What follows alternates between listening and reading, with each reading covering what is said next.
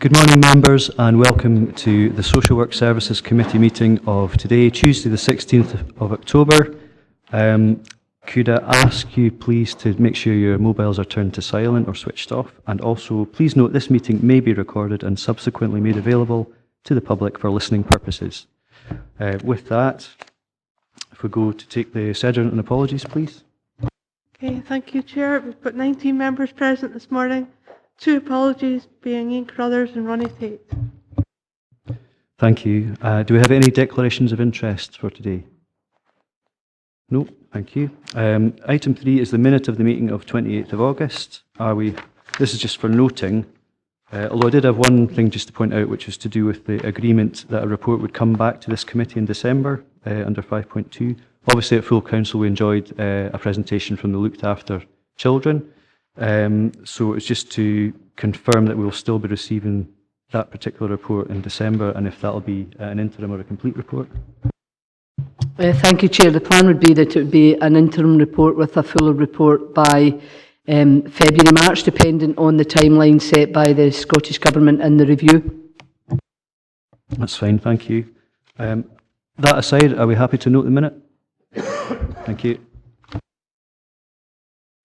Item 4 is the Community Payback Order, the long-awaited Community Payback Order Annual Report 2016-17. Obviously, we have a duty to submit a report to Community Justice Scotland, and we finally have it in front of us after an embargo. We have Alex McCallum here to speak to the report. I'll throw it open to members. Do we have any questions? Councillor Maitland? Not really a question just at the moment until everybody sort of gathers their wits. But really, I think it might be helpful, Chairman, and it's just a personal thing, that I think it would be useful to have our place in all of this made clear. I mean, I'm not absolutely certain whether members are totally cited on their responsibilities and their locus within this particular, the Community Payback Order and the Community Justice whole suite of indicators. So I'm just suggesting that here it would have been, I think, probably useful to have had a statement of the responsibilities with their work. I know it all comes into the next report. It's all there. But from the point of view of actually looking at it on the covering report, I think it would be quite useful if members understood exactly what their responsibilities are with respect to this. Thank you. I'll let Lillian speak to this first. Thank you. Thank you, Councillor Maitland. If I could just say the annual report is dictated in terms of the template and the information that we are obliged to provide to the Scottish Government. So certainly happy to have a look at a way to give members more overview of that particular report. And clearly, in terms of community justice, which is the next report, Report 5, that is also a set criteria in terms of what we are required to report on. I suppose just really to explain that community payback has not changed in terms of the statutory responsibility, which remains with the local authority and remains the responsibility of the Chief Social Work Officer through the allocation of the ring-fence Section 27 budget. So both with the CGAs, which was the predecessor to the Community Justice Scotland, the responsibility for the delivery of the scheme lies with the local authority and is not dictated to at all by Community Justice Scotland. Councillor Murray. Yeah, thanks, Chair. First of all, it's a very interesting report and I think very encouraging, particularly the feedback from service users where they've indicated, one, that he hasn't offended in the last 5 years, others saying that they don't intend to offend again. So I think it indicates some considerable success of the programme. I just wanted a couple of bits of clarification. The first was on the winter warmth and log store project, whether that still continues. Obviously, this is a report from 2 years ago, but I'd heard a rumour that had discontinued. So I just wondered what the current status of that project was. And the second point was on page 31 and 32, that there was a statement that drug treatment and testing orders are not imposed in Dumfries and Galloway on a regular basis because there was a reluctance to compel someone to undertake treatment. I understood that these orders were actually as an alternative to imprisonment, when, you know, somebody will be compelled to do all sorts of things if they actually are in prison. I just wondered where this reluctance to compel somebody to undertake treatment actually came from. Okay, I'll ask Lillian to deal with the second point first and then hand over to Alex. Thank you, Councillor Murray. In terms of the DTTO, the drug testing and treatment orders, they are imposed by the judiciary, and whilst we can recommend that within our social work criminal justice report, at the end of the day the sheriffs make the decision as to implementing a DTTO. They have not proven to be particularly successful, and they're very expensive in terms of the outcomes. So there has been a move under the new legislation for community payback to have it as part of an alcohol or drug condition, because the DTTO will only cover generally opiates, which are really not the challenge these days. There are many other drugs that are causing more difficulty for those involved in offending behaviour. So there's a move to have them as part of an unpaid work supervisory part of the unpaid work community payback order. But the judiciary effectively don't impose them nationally, particularly.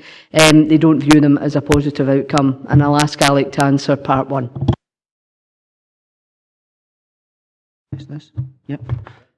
In relation to the winter warmth, the project continues.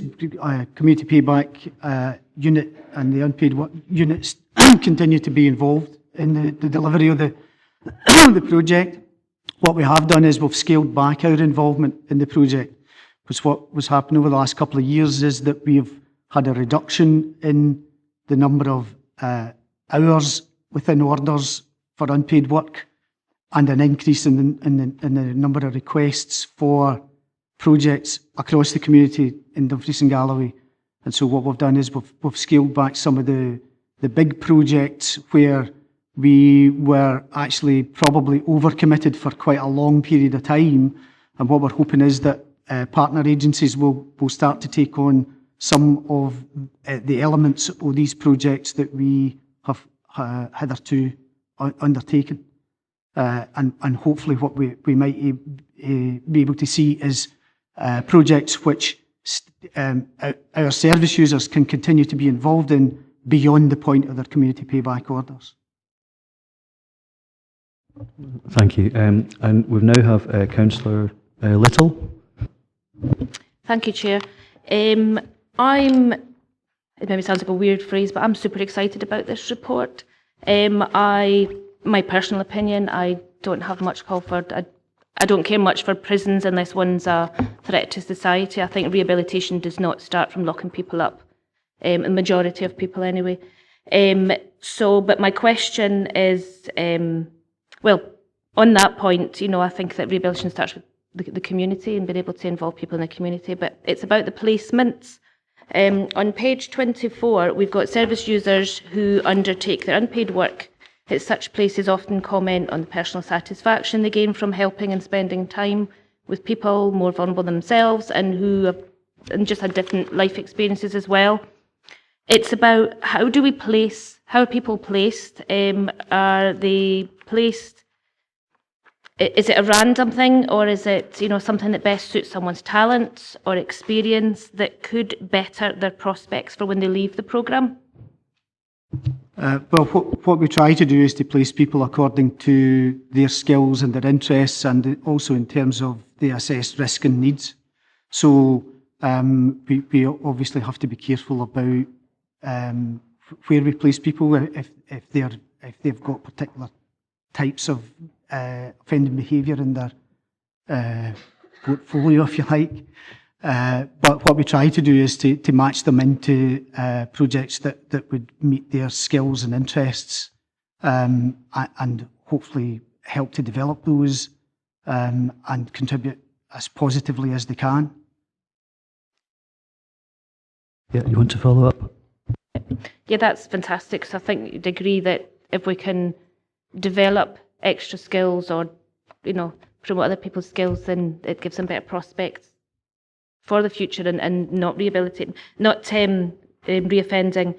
My other just wee question was, do we have continual people adding to this, different, we have all the different people who provide placements. Do we have a list of people joining this? Is it well promoted for? I hope I'm making sense. It's just, yeah. Just, we've got a list of people that are offering these placements. Do we have a growing list of people? The role of the community payback officer is to go into the community and seek placements, seek individual placements, but also group work projects and more the more community focused projects that we get, the better. And what we're trying to do is to have more projects where the individuals from a particular area who are on the scheme are delivering payback within their own community, so that there's more visibility in terms of their own community seeing that they are paying back for their transgressions and so on. So that's what our officers are attempting to do. There is a kind of finite number of placements, though, where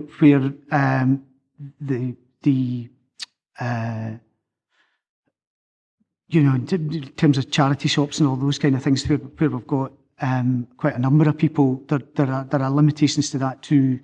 But having said that, it has been growing quite a bit over the years in terms of the individual placements, and certainly these are the kind of areas that I would hope we might be a bit more imaginative in terms of the things that we would try to convince people to do. We've had people placed within kind of the Little Ark project up in Nithsdale quite successfully, and those sort of things as well. So those are the kind of things that we're looking out for, and the community payback officers are actively seeking out placements as well as projects. Thank you. And Councillor Dougie Campbell. Thank you, Chair. I think this is a very good and interesting report, and I think officers should be commended for the work that's been done in this area. As a former police officer and as a justice of the peace, I've seen it firsthand that short-term prison sentences invariably don't work, and I'm glad that there's now a presumption against prison for more minor offences. But I'm interested to know, with that presumption against sending people to prison, are we seeing an increase in referrals to community payback orders? And is there any evidence of the impact it's having on reoffending amongst those that participate? And also, I think it would be helpful if it could be clarified how the council is funded for referrals to community payback, what the mechanism is for funding this particular element of the council's work. Thank you. Thank you. If I hand over to Lillian, she'll be able to tackle those ones. Thank you. I'll try and give you as much clarity as possible. In terms of the presumption against 12-month sentences, which is currently now in force, and we are just beginning to measure the outcome of that, we do anticipate that there will be an increase in demand for community disposals as a direct alternative to custody, which we welcome. However, there is an acceptance that will bring additional burden of resource onto the local authority. If I could link that into the allocation of the budget for criminal justice service delivery, we currently receive the budget directly from the Scottish Government under the Section 27 payment, which is ring-fenced and is allocated on an average workload of over 3 years. So it's a 3-year average. So effectively, the service that we deliver this year, we will not get any increased resource until potentially the year 2021. And that's the way that the formula is devised and allocated between all the local authorities in Scotland. When the CGAs ceased to be, and the budget used to be allocated through the community justice authorities, the budget was then sent back directly to local authorities. There was a review of the formula, and Dumfries and Galloway, there was a recognition that we had been under-resourced through the process of allocation from community justice authorities, the southwest of Scotland. So we did, at that point, get an increase in our allocated section 27. However, because it affected other local authorities, there was a dampener put onto the level of increased allocation. So whilst we potentially should have had approximately about 21% increase, we got something like 5-6% of an increase, which has grown over the last 2 years since the CGA ceased to be the allocated mechanism for budget. I would anticipate that we are still short on the budget allocation, and we have to work within that parameter in terms of section 27. But we, as our workload increases, it's a very strange formula, but as the more you do, the more budget you get, which doesn't give us any opportunity for preventative work. In terms of the current allocation, then we can deliver the service, but we don't know the outcome of the presumption of 12 months sentence or below. So we're closely keeping an eye on that. Members will be aware that I chair the National Criminal Justice Committee for Social Work Scotland, and we've raised it a number of times with colleagues in the government with regards to the potential transfer of burden to local authorities. But that responsibility absolutely sits with the local authority in terms of making sure we deliver that service. In terms of the impact of CPO, there has been a year-on-year decrease in the crime rate, so the evidence would suggest that unpaid work does have a positive effect on service users, making sure that they do abstain from reoffending and find that experience of the support, the unpaid work and the opportunity to do other work. So using that opportunity to get volunteering or back to college or whatever the staff work along with the offenders has definitely had an impact. I wouldn't say that that is the only impact on the reduction of reoffending, and there's certainly some significant work going on to try and measure the actual outcome of CPOs. I'll take Councillor Nicholson first, and then Councillor Maitland, and then Councillor James. Brilliant. Pressing the wrong buttons, Chair. A lot of the discussion has been regarding people that are in, commit time, have to commit time to the communities.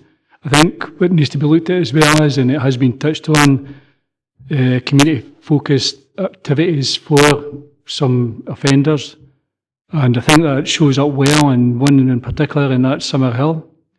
Summerhill over the past years have taken over 20 people that I know of anyway, and the people I know, and I've seen them going through the system there, and the help and support they receive in that, they found jobs in the council, they found jobs in the leisure industry, they found jobs as cooks in hotels, and they went into education.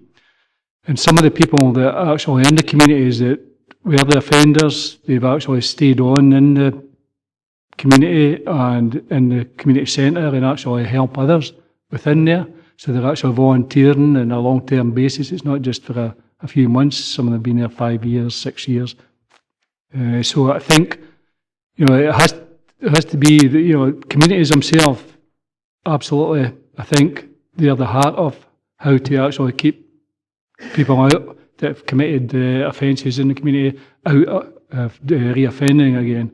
And I think that type of support is very helpful. There was mentioned again about, you can make people chop logs. You can ask them to do that, and that might suit some people, and that's fine. That's absolutely excellent because it does tackle, winter fuel poverty, and that's, I think, part of the reason it wasn't as successful before was, and it's not getting at anybody in particular, is because it had no criteria for it. It didn't actually tackle that in there.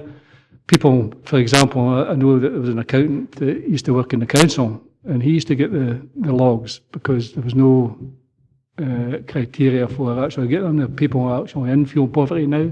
It's being more focused. So I think going through that kind of system now is actually good. So I think it's a very good news story, and I think it does make a huge impact on certain individuals. Thanks, Councillor Nicholson. I mean, obviously, Summerhill is featured and highlighted in the report, and quite rightly, so I don't know if you want to, obviously we want to pass on our thanks to the team and for the work that's going on, but I don't know if you want to add a comment, Alex, on that? No, just thank Councillor for that comment. That's very positive. I mean, I think there's also another project that we're involved in, which has been launched today alongside Summerhill, and that's the Fair Trade food project. And we're going to be involved in the Fair Share. We're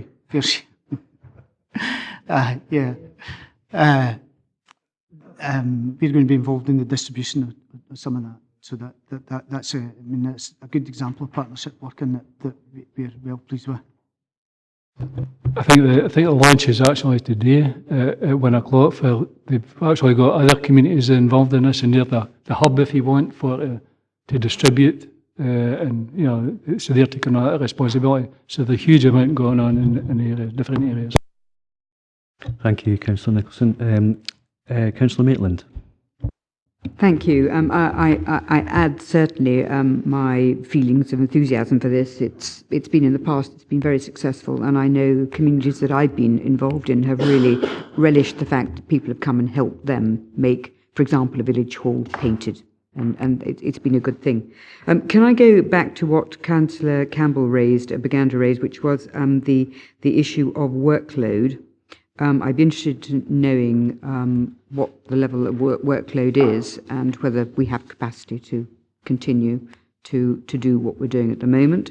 And in addition to that, could I ask, please, the very last paragraph of the report, actually, it's on page 34 of 76, which is about weekly liaison with colleagues in the NHS and Police Scotland.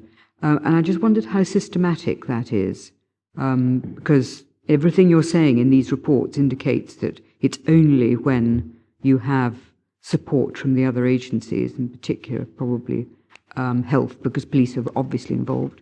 I wonder how systematic that whole process is with respect to this part of the work.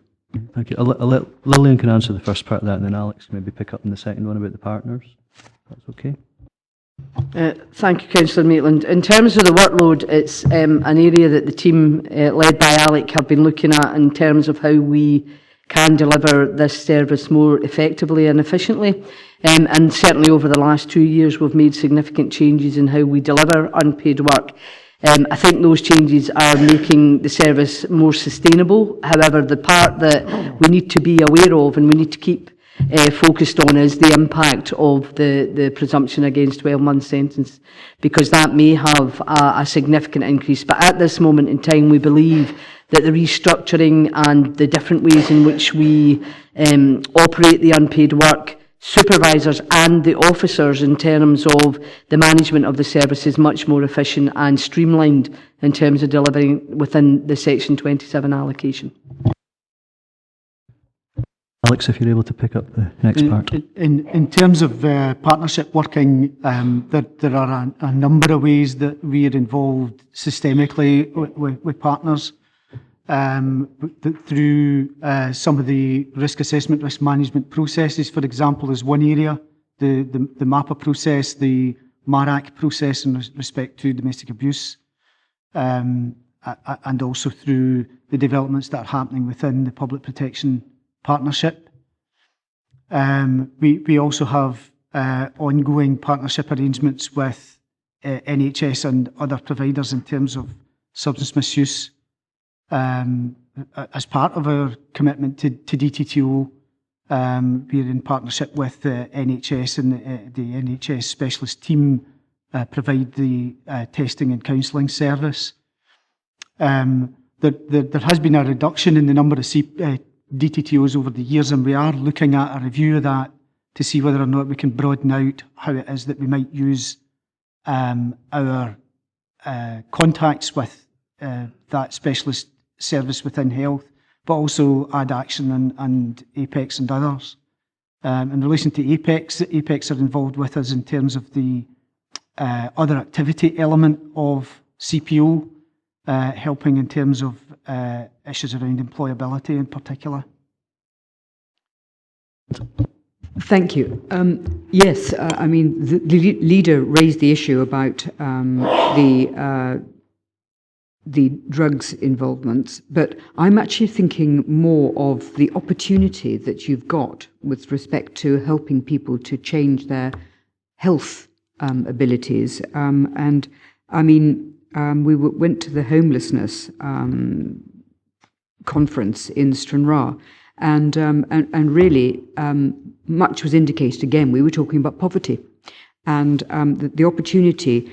I would like to see NHS involvement much sort of wider, simply than dealing with the drugs issue, because what you're talking about at the moment is intervening with respect to only the issue that got them into that place in the first instance, whereas actually it's much wider and softer things that are being important to people, such as, let us say, smoking cessation and that type of thing. I just don't know whether the opportunity is taken with the intervention to do a much wider piece of work, not simply dealing with the drugs or alcohol issue that has maybe brought people into contact with the authorities in the first instance. Thank you. I mean, I think there's the intervention side, and there's obviously a kind of public health, longer term side as well. I'd maybe let Lillian speak to that if you want to add something. Certainly in terms of our partnership work with the Alcohol and Drug Partnership, we've certainly, Alec and the team have put a bid forward to have a health nurse attached to the community payback team to try with that intervention. Now, whether we'll be successful in that application or not, we'll have to wait and see, but that was as a consequence of some additional funding going directly to the ADPs. We certainly, under the MAPA umbrella, work very closely with our colleagues to try and deal with some of the substance misuse aspects of dealing with very high-risk offenders. We raise it with them all the time, but consequently, at the end of the day, the public health agenda and the ADP are focused on the multi-agency partnership, and we're part of that. So we can put bids in for resources, but we're not always successful. Thank you. Councillor James. Thank you very much, Chair. I'm actually trying to understand how worthwhile this all is. So there, I guess if we were to look at rehabilitation aspect of it, do we know what the reoffending rates are for people who go through these schemes compared with what they might be if they didn't? And then if I put the rehabilitation to the side for a moment and think about the economic cost benefit, do we know the cost of running this scheme versus the number of hours supplied by the scheme? So I can look at the whole thing from two different viewpoints. Thank you, Councillor James. Is that a question we can get the full detail of today, or is it something we need to... Yeah, okay. Certainly in terms of the reoffending rates, those statistics are not fully available, but we can certainly get some of those statistical information via colleagues in the Scottish Government. What we could provide, if it would be helpful, would be the cost as in an unpaid work order community disposal against a custodial sentence. So that figure's available. In terms of the hours and the supply, we could estimate the cost of a community project, but generally the community projects are those that wouldn't be undertaken. There wouldn't be the facility for the community project to be undertaken. So we could give you a cost analysis of what it costs to deliver an unpaid work hour by hour rate against a community project, and certainly we could give you the comparison with those service users that are given custodial sentence, if that would be helpful. Yeah, yes, it would be, because it would help me understand the value, and also if it could be split down in cost to us as a council as opposed to costs that the national government might pay for, because I don't know whether we have costs when this scheme is implemented and it's a national cost when the people go to prison, for example. I can actually answer that part of the question. The direct funding for criminal justice unpaid work delivery comes from the national government, from the Justice Division. Any further questions? I mean, obviously, we've been asked to note the reports, and there's a couple of points that have been brought up. I think it'd be interesting, as Councillor Maitland highlighted, in terms of maybe a short note or some kind of picture of where this local authority fits in terms of our role within this landscape, if that's easily provided for members. And then just in terms of the data, in terms of the cost of unpaid work orders, etc., as requested by Councillor James, I'm sure that would be of interest to all members of the committee in terms of, and the Scottish Government statistics on reoffending, if they're available as well. So that's a couple of items of information. But in terms of the recommendations for the report, we've been asked to note at 2.1 and note at 2.2. Are we happy to do so? Great. Thank you. So item 5, we're on to the Community Justice Annual Reporting Requirements. Unfortunately, Vicky's not with us today, but Lillian's here to speak to this report. So I don't know if you want to add anything at the start, or if you just will throw it open to members for any questions or comments. Councillor Murray. Okay. Thanks, Chair. Can I just start with a little bit of a complaint about this? I don't know whether the font was required by the Community Justice Scotland, but I found that font really quite difficult to read. And I just wondered if that was something that we had chosen to use, or whether it had been required, because it just didn't make accessing the information particularly enjoyable. Can I ask, though, and actually in terms of questions, Community Justice is not specifically represented on the community partnership, planning partnership, is it? I know the police are on the fire, but I don't know that Community Justice is specifically on there. Or is it? Thanks, Leader. In terms of the font, the template was sent from Community Justice Scotland, but we'll check that the layout is as easily readable as possible. So apologies from the service on that point. There is currently a review of the governance of community planning partnerships, and obviously Community Justice is a partnership within the local authority in the region that does report to Community Planning Partnership, but it's not governed by Community Planning Partnership as it stands just now, but that is currently under review in terms of the governance. It seems sensible, I mean, actually, to have input from, actually at our meetings, to have people around the table at the meetings would be helpful. Can I just also ask, on page 45, you make reference in the local priorities reference to, and there are other references in the report, opportunities for health and well-being interventions. There's no specific reference to mental health services, and I felt obviously with this particular service that mental health services are extremely important, so I just wondered whether that could be maybe a bit more prominent, I suppose, in terms of the health and well-being. Thank you, Leader. The partnership has just concluded its first year, and I think it's important to note that we've had engagement, very positive engagement with colleagues in health, and the new 3-year plan, which will just be agreed, has an aspect within it in terms of specific mental health issues and some of the challenges for the partnership. So we would be confident that as we move forward and develop the partnership in its second year, that those areas will be addressed. But clearly, within the region, there remains some challenges overall for both children's mental health services and for adults. I can't see any other hands up for questions, but I did have a comment similar to the readability one, which is really just the layout and readability could be maybe sort of looked at to maybe make it more easy for members to digest. I noticed on page 59 of our report, I presume these would have been colour charts in the original, so it makes it a little bit unclear as to what information is actually being displayed. So maybe that can be fed back, and just maybe within the body of the report, although there's quite a lot of narrative, which is actually very helpful, there's not always a clear link to timeline of an action, so maybe that's just a wee bit of feedback. Obviously, we're just being asked to note the report, and I see Councillor Dougie Campbell now has his hand up. Just on that theme, acronyms, I found it quite difficult to read the report. There's an awful lot of acronyms. I understand why that is, and a lot of information is coming from other agencies and organisations, and there is a list of social work acronyms at the back of the report. But could we perhaps in future, update that list, because it does, trying to work out what some of these things are, it takes you out of the report, so that'd be very helpful if we could do that.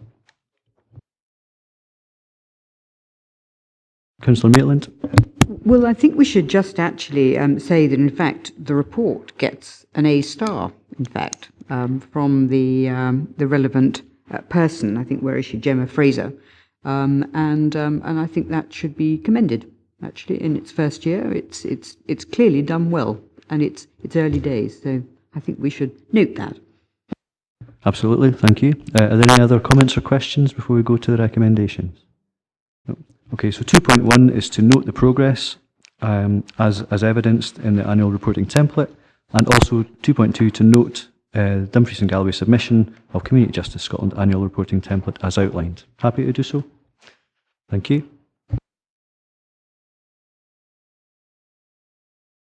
Item 6 is the note of the Dumfries and Galloway Public Protection Committee. Are we happy to note the minute of that meeting? Thank you.